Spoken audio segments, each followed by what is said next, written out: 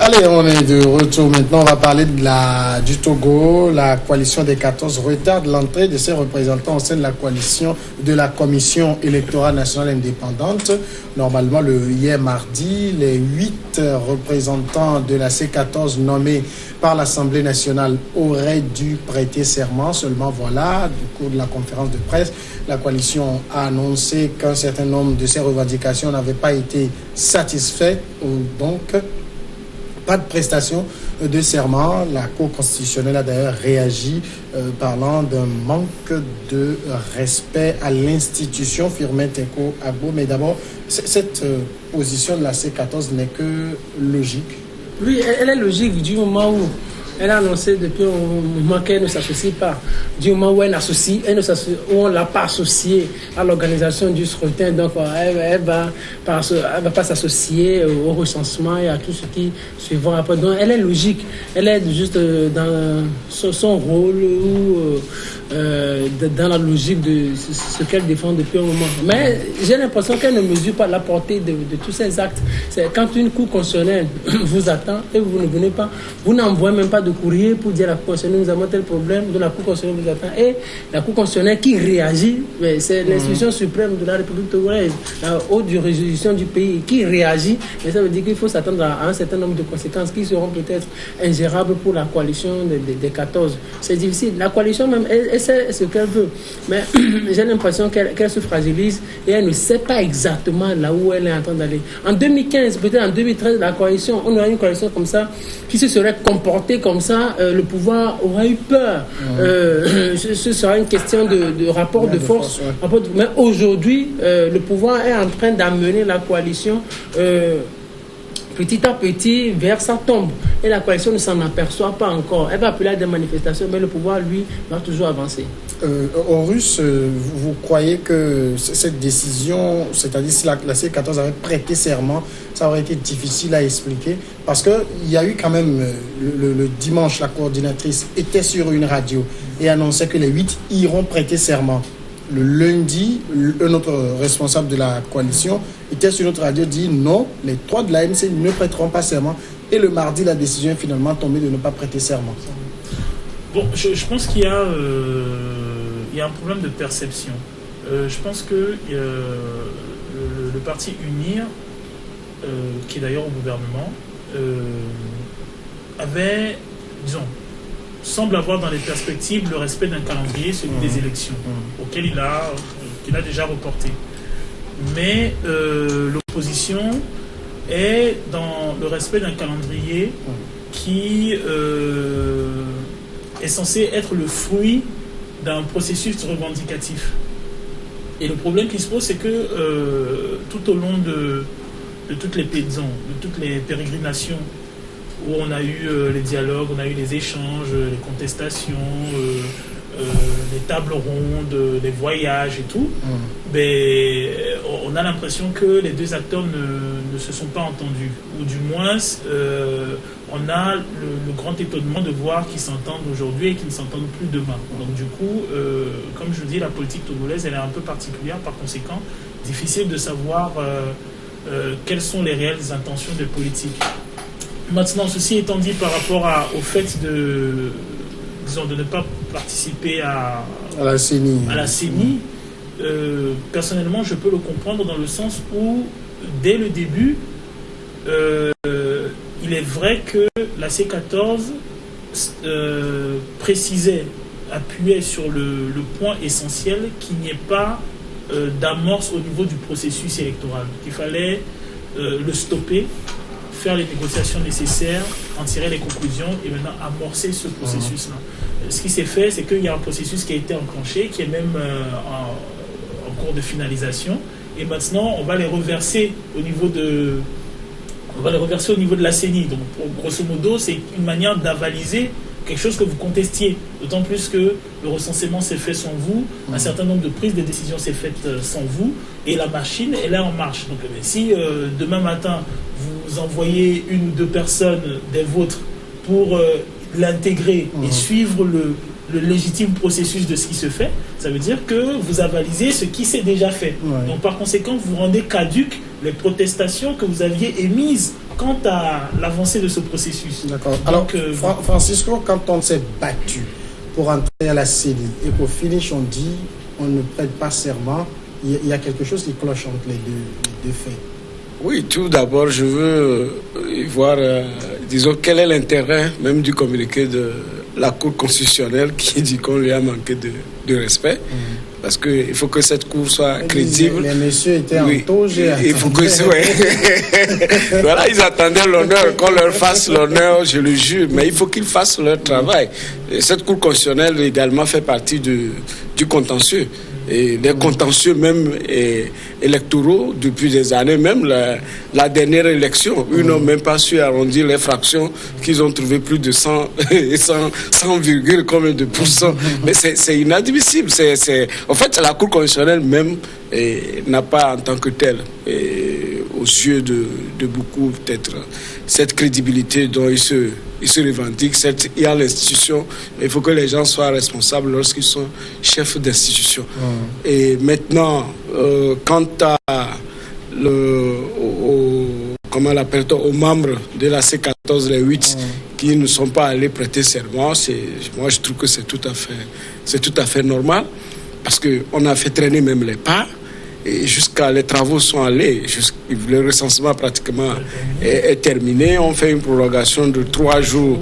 Et lorsque la logistique dont que la CENI possède aujourd'hui, les 3 jours ne peuvent même pas permettre de faire suffisamment d'enroulement. 3 jours en zone unique. Voilà. Maintenant, en plus de cela, il n'y a pas que la commission nationale indépendante. Il y a les commissions locales qui sont là, et que même des gens protestent depuis que le juge qui est là et qui valide la fraude électorale et d'année en année, on dit que ce n'est pas normal que ça continue ainsi. Donc il y a beaucoup de réformes qui ont été énumérées dans la feuille de route de la CEDEAO.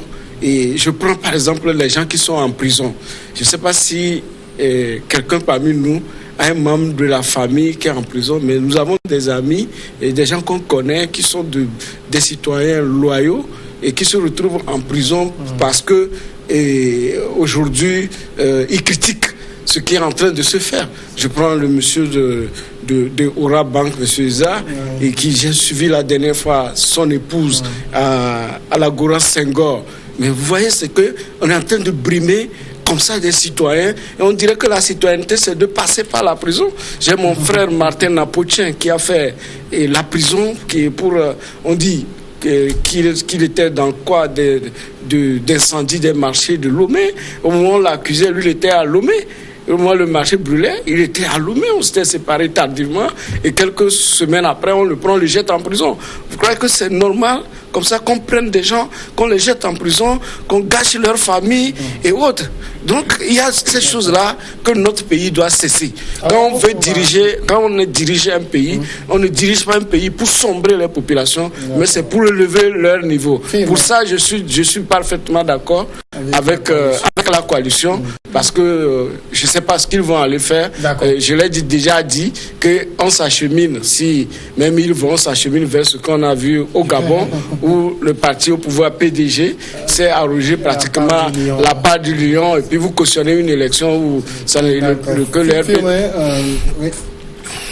Vous savez, j'ai l'impression que les gens profitent tellement de la crise qu'ils ne voudraient pas que la crise la prenne fin. Et je me demande, la question fondamentale que je me pose, c'est que veut la C14?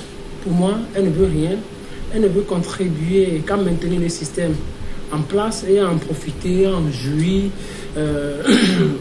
autant d'années que possible. Parce que ce jeu-là pouvait être réglé depuis. En 2017, ou en 2019 août, on avait réclamé un certain nombre de ce retour à C92. Maintenant, on vous donne la possibilité d'aller au dialogue. Mais vous allez au dialogue, vous sortez encore l'histoire de retour à la version originelle de la Constitution de 1992. On vous dit que ça ne passe pas. Au lieu de proposer des réformes très intéressantes, au lieu de commencer avec les réformes importantes, les réformes électorales, la réforme constitutionnelle, institutionnelle, et passer à d'autres choses après. On ne commence pas avec ça. Après, on va au dialogue, on dit des choses qui ne tiennent même pas la route. Et après, du jour au lendemain, on dit on veut aller aux élections. On parle de la CENI. Donc, j'ai l'impression que nous avons une C14, moi je ne l'appelle même pas opposition, une C14 qui n'est pas consistante, qui ne sait même pas exactement ce qu'elle veut, qui ne sait même pas ce qu'elle cherche. Moi, pour moi, c'est une bande d'activistes qui est en train de perdre du temps aux Togolais. Oui, c'est une bande d'activistes. Parce que souvent des politiciens. Parce que vous imaginez, quand des institutions internationales, des institutions régionales vous donnent du crédit et vous appellent au dialogue et s'entendent avec vous et après on sort un relevé de conclusion et après on tient des réunions avec vous et au lendemain vous mettez en cause tout ce qui a été dit et vous réadoptez votre ligne dure. On se demande là où vous êtes en train d'aller. Moi je vais dire quelque chose qui va être dans les Togolais. Je me dis, qu'est-ce que nous avons comme problème au Togo? C'est la question que je me pose. Qu'est-ce que nous avons comme problème au Togo? Il y a juste peut-être 2 ou 3 problèmes. Le problème, c'est qu'il y a un président qui a succédé à son père. Son père a fait 38 ans. Lui, il est en train de faire plus de 12 ans déjà. On dit c'est 50 ans de régime. Donc, pour ça, c'est un problème pour les Togolais. L'autre chose, on dit non, qu'il faut réformer la constitution togolaise, qu'il faut retourner à... Et le troisième problème, les Togolais n'arrivent pas à manger à leur faim. Et sur ce point, moi, je demande au président de la République, c'est très simple. Ce qu'il peut faire maintenant, parce qu'on a compris que lui et son opposition, C14, ne sont pas arrivés à s'entendre pour débloquer systématiquement le pays sur le plan politique. Depuis plus d'1 an, le président de la République et sa C14 ont montré toute leur incapacité à débloquer politiquement le pays. Sur ce point, on ne va pas toujours continuer comme ça parce qu'on perd du temps, on perd des billets d'avion, on sort des perdiens, on perd du temps, on se rencontre, mais au finish, on ne gagne absolument rien. Le pays ne gagne rien, le peuple togolais ne gagne rien. Que le président de la République prenne la responsabilité sur lui de faire les réformes.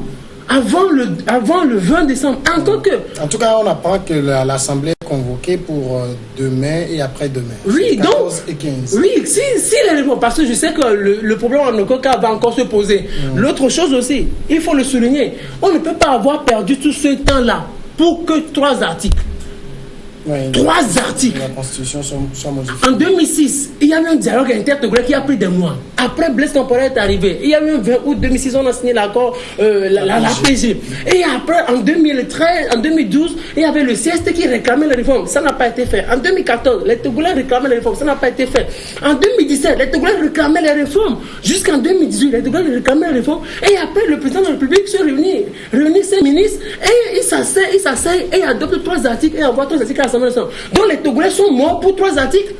Les Togolais sont en prison pour 3 articles. Les Togolais sont blessés pour 3 articles. Sur ce point, je sais que le débat parlementaire, ça va peut-être pas avoir lieu, mais moi je demande au président de la République, au lendemain du 20, ils vont aller au référendum avec le 3 articles, ce que moi je n'approuve pas. Au lendemain du 20, qu'on mette en place une constituante pour réfléchir, c'est-à-dire une nouvelle équipe, pour réfléchir sur un nouveau test constitutionnel, pour définir un nouveau régime pour le pays. Parce qu'on va faire 3 articles, on va réviser 3 articles, ou on va les modifier, on ne saura même pas dans quel régime on est, où est-ce que le pays est en train d'aller, où sont les libertés, les libertés individuelles, les droits fondamentaux, les prérogatives du Premier ministre, où est-ce que s'arrêtent les prérogatives du président de la République, où est-ce que commence celle du Premier ministre. Donc on est dans un cafouillage. Je demande au président de la République de mettre en place une nouvelle constitution. Tout d'abord, la tâche va être facile pour cette constitution parce que il y a les conclusions du ASCRO de 2016,